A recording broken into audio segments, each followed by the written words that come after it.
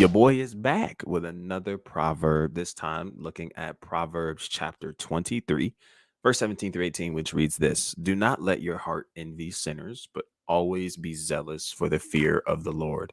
There is surely a future hope for you, and your hope will not be cut off. So we kind of end this proverb, this saying, with some encouragement, I think, when looking at this proverb. And this is ultimately something that is referred to behind the bigger picture of just not envying what the world has, right? As believers, as followers of Jesus, we can definitely look out into the world and see a lot of people succeeding, a lot of people thriving, a lot of people just making it out in life earthly, having all the things that even you yourself may extremely desire. And then you kind of look into their lives and they don't serve Jesus, they don't follow Yahweh. They don't follow these things, right? And so it kind of raises a question, well, how come the wicked prosper and the righteous suffer, right? How do these things even add up? And so Solomon really gets to us here to not envy after them. And we're going to come back to that term envy because it does ring a bell on something that is rooted underneath envy that I think a lot of us can find ourselves falling into. But ultimately, we're encouraged to not go after those things, to not envy after that, because we know how this world ends. We know how this game ends. We know how the game of life ends, right? We die, we put the pieces back in the box, and everything that we've built here, right, ultimately does not come with us. The only thing that matters is what we did for the kingdom, our lives that we live for Christ. And so keeping that the forefront of it. And it's not to say that keeping such as the apple of our eye per se means that we settle for the worst and we look to remain poor and on the outskirts of everything. Actually, life is created for us to enjoy. What we don't want to do, however, is move at a pace where we envy what the wicked have. We envy what culture and the world flaunts and pursuits, so much so that we abandon God, we abandon his law, we abandon his word, we abandon his principle, we abandon the life we're called to live in order to have it. Because ultimately, that is a formality of gaining the whole world and losing our soul. And so, what we do is care more about our soul than status. We care more about our relationship with God than the things of this world, because we know that in the end, that is what really matters. Cool.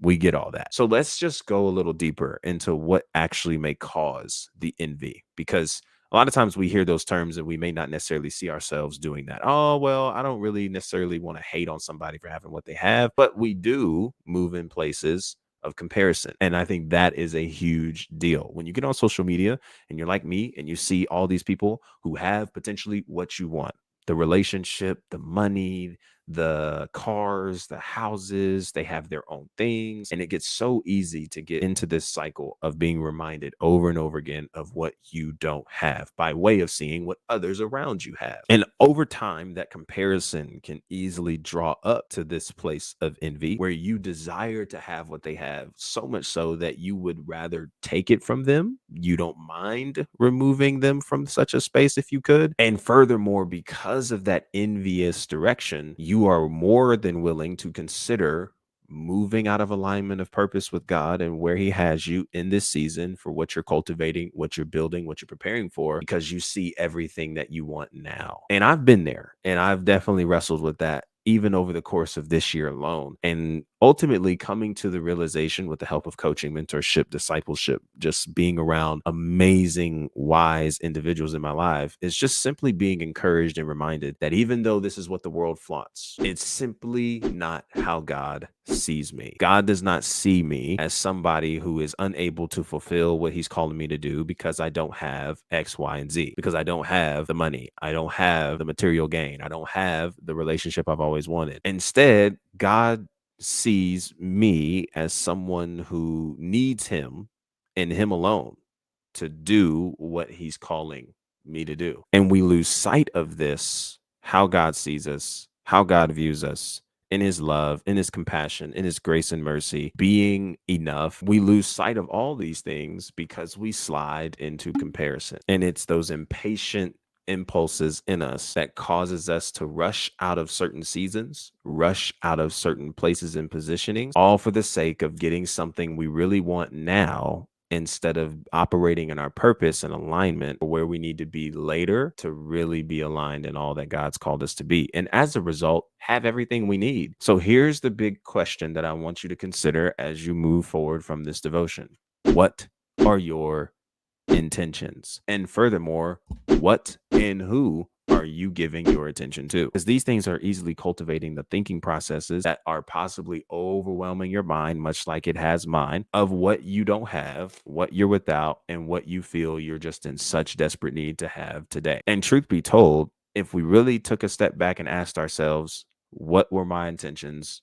What am I giving my attention to? It is possible that we have given our minds over to so many different things that have consistently told us that we aren't worth anything until we get to this position. And I just don't believe that God has seen us like that. And how we are going to get out of such comparison and envy is to get our face into the word, into certain media outlets that are going to continuously pour in God's word into our hearts and minds, being able to soak those things up and remind ourselves daily that we serve the one and only King, rich King, who will meet our needs according to his riches and purpose. And in him is where we have abundance. And by reminding ourselves of who God is, all that he's full of, and all that we have access to by way of being connected to him, we'll begin to see differences in our thinking, cultivating our purpose, talents, and calling that he's placed in our lives to be able to be a blessing to others and a blessing to the kingdom, which surpasses all of the things we could ever gain materially in this life. Again, I'm not telling you that it is evil, wrong, unbiblical to want nice things, to have certain things, to have relationships, marriages, and all these beautiful things that God has created. It's actually something that is to be enjoyed. And there's a season and time for everything under the sun.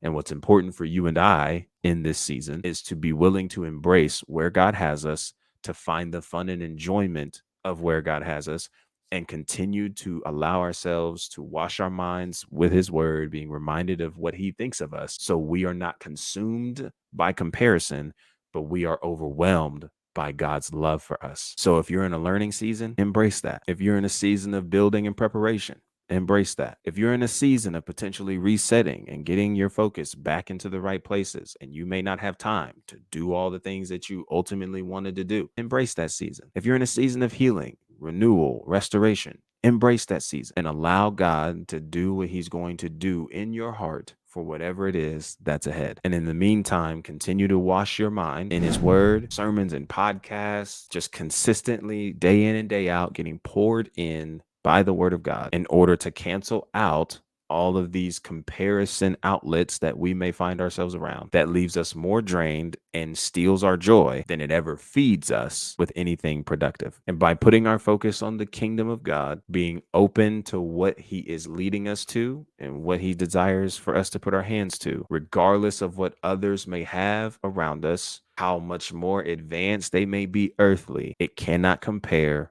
to the victory that we have, which is life in Christ, being aligned in purpose and being present where he is. And even though you may not be in such a season to have all that you really wanted or to be where you thought you would be at this space and time, it doesn't mean that God doesn't want those things for you as well. It just means that you need to continue being prepared for it. And how can you be prepared for it if you overlook where you are now because you're in such a rush to get to a place earlier than you're developed for, ultimately mishandling it and being right back to square one after fumbling the bag? And ultimately, a lot of that rushing and running just comes from envy, seeing what other people have, wanting it for yourself, so much so that you're willing to abandon where you are to have it. And when your mind is telling you you need to go, go, go, reminding you that you're not going at the same pace as somebody else next to you, that's not how God speaks. God speaks lovingly, encouragingly, compassionately, and more importantly, with patience, saying you're in your lane. That's their race. This is your race. He's got it all under control. You're doing fine right where you are. And in the end, you win because you're moving from victory. You're not running to victory, because victory is always where God is, because he is the real prize. I appreciate you guys so much for tuning into this video. If you like this kind of content and you want to hear more, be sure to subscribe, like this video, share this with a friend who could benefit from hearing a daily devotional in the book of Proverbs. And until our next conversation, be easy and be breezy, my friend. Peace.